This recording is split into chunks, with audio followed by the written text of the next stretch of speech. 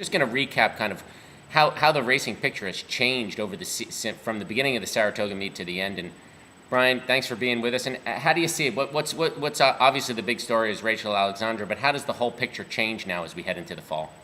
Well, yeah, I mean, she is the story, and really the story now is that she's not going to be in the Breeders' Cup. So certainly the Classic, which is setting up to be really the race of the year, is pretty wide open.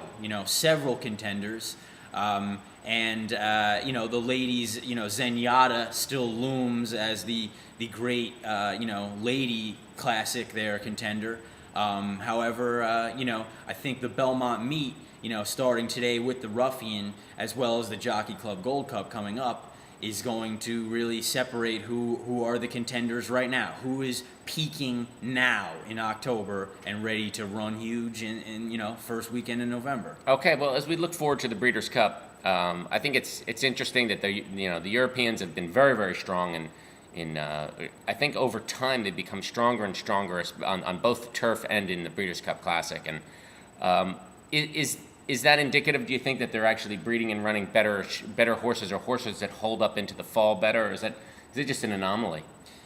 A little of both, I'd say. I do feel that the Euros, a lot of some of these horses that they are shooting for the turf and the Classic, they don't even really bring them out until the early summer, late spring. So they're relatively fresh. And, with the Classic being on the synthetic surface, I do feel that plays a little more to the turf style, because you're not getting that kickback of dirt in their face. I mean, so, you got horses that can sit off the pace, and it's like they're just running on turf. As opposed to running at Belmont or Churchill Downs, where you're going to get a mouth and an eye full of this dirt, and then you see who can really take that and keep on running. Well, also our 3-year-olds come out into training a little bit earlier, maybe more demanding 2-year-old campaign, and certainly earlier 3-year-old campaign, and that's indicative in a sense that perhaps the best horse in training, Rachel Alexandra, is no longer in training. She's put away for the winter. Yeah, I mean, she had a tough campaign. I mean, facing Colts 3 times, beating them. Even to say if the Breeders' Cup was at Churchill or Belmont this year, I just sort of feel like with that campaign, she wouldn't run regardless. Well, probably not in the Classic.